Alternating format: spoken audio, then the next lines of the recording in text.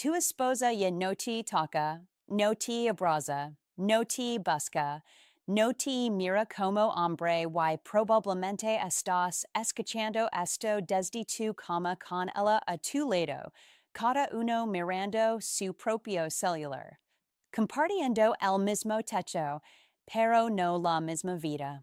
Si no recuerdas la última vez que tu esposa te tocó sin que fuera por compromiso, ese el sexo y es poco, rápido o inexistent, ese sientes que eres solo el proveedor, el padre responsable, el que resuelve todo. Pero no el que dice nadie, necesitas escuchar esto completo. No es motivación barata, no es psicología suave, es una verdad incómoda, porque tu matrimonio no está pasando por una mala racha, no es una etapa, no es esters. Está muriendo y nadie te lo jadica de frente.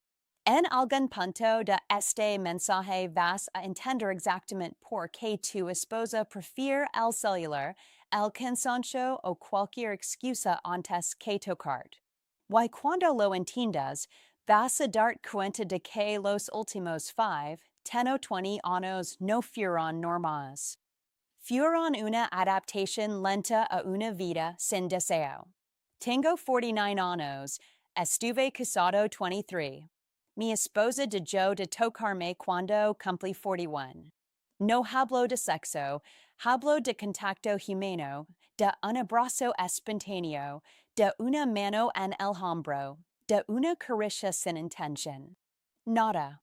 Vivíamos en la misma casa, dormíamos en la misma cama, pero entre ella y yo había un muro invisible hecho de rutina, silencio y resentimiento.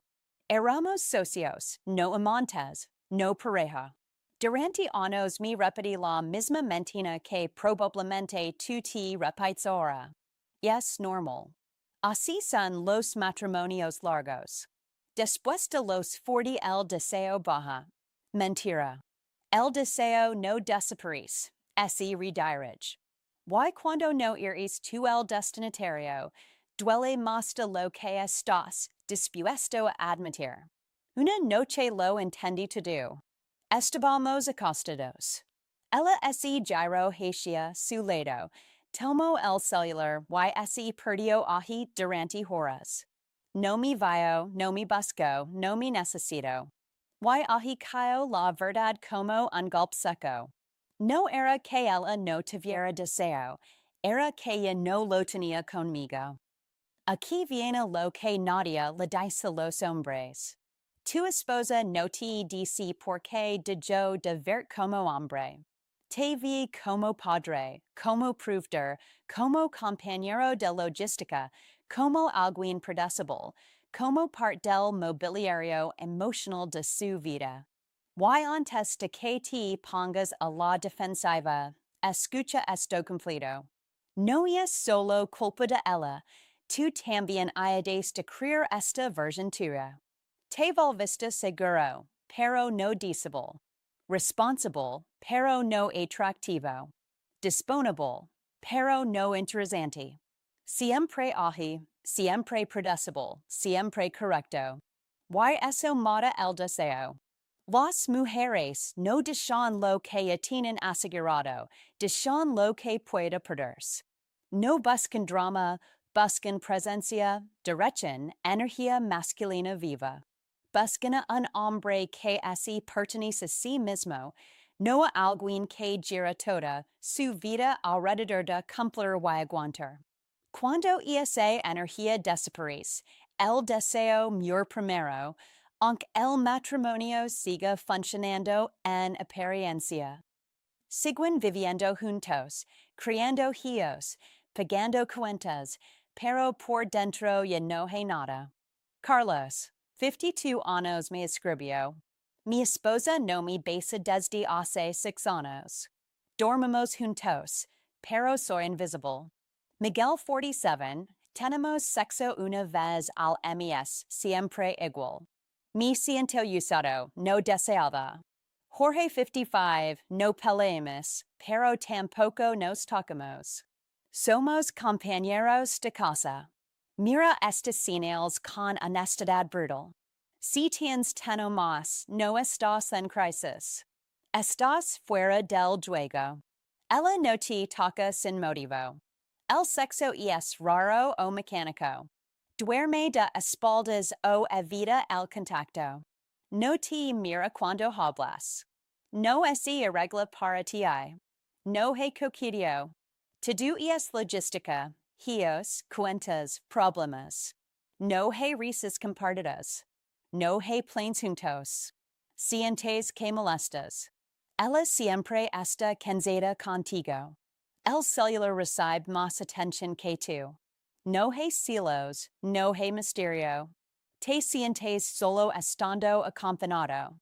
Y aquí viene otra verdad incómoda. Esto no es irregla hablando más. No es irregla rogando. No es irregla siendo más bueno. No es irregla ayudando más en casa esperando que eso genere deseo. El deseo no funciona como una recompensa por buen comportamiento. Esto es irregla cambiando la dinámica. No es manipulación, es recuperar tu lugar como hombre. Voy a hablarte en preciso de 14 días. No es magia, no es garantía, es claridad. O tu matrimonio así transforma o tu despiertas. Días 1 a 3. Retiro emocional.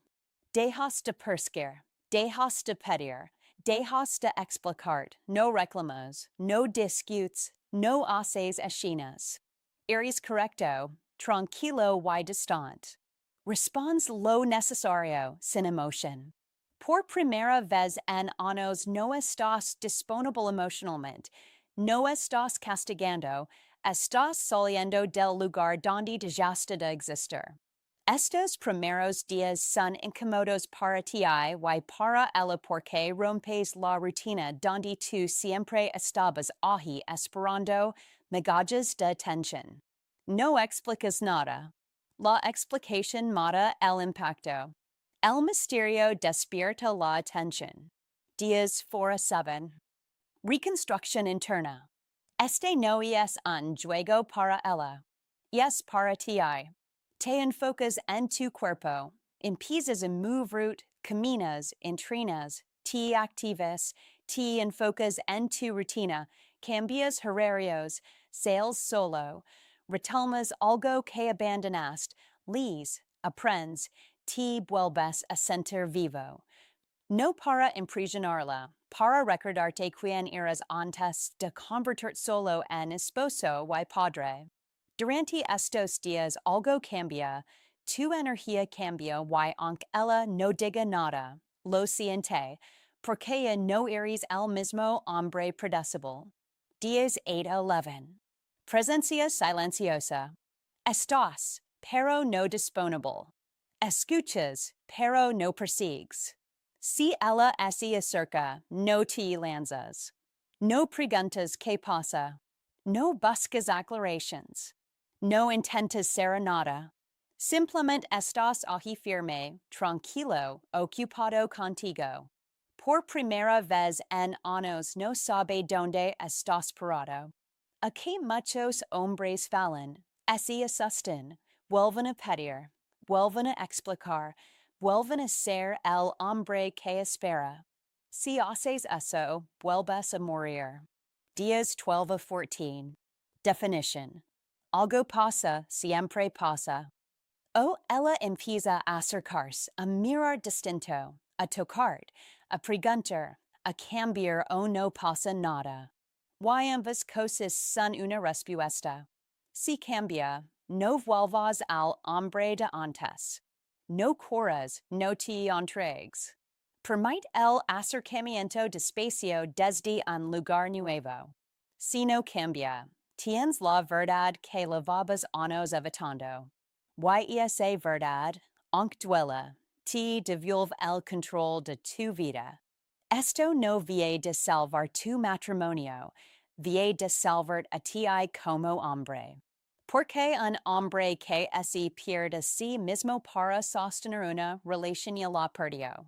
Muchos hombres tienen miedo de esto.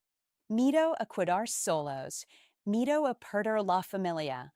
Miedo al que dirán. Pero dime algo con honestidad. ¿No estás ya solo? ¿No estás ya viviendo con alguien que no te ve?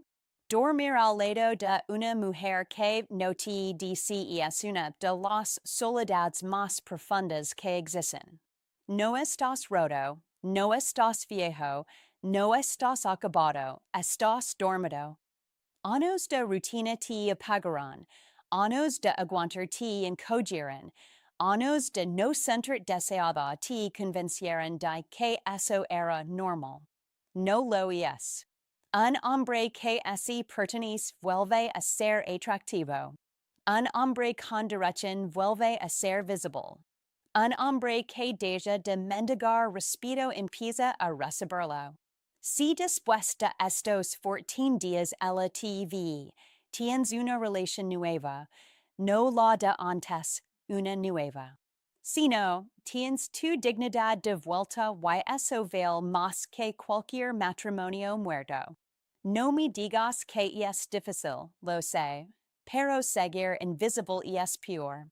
Seguir apagado es peor. Seguir viviendo como un nubel es peor. Tienes 40, 50, 60 años. Number 90. Todavía hay vida, todavía hay deseo, todavía hay fuego, pero no voy a volver mientras siga siendo el hombre que así conforma con existir. Esto empieza cuando terminas de escuchar esto, no mañana, no cuando si un momento. Empieza cuando dejas de perseguir, cuando dejas de explicar, cuando empiezas a recordarte quién eres.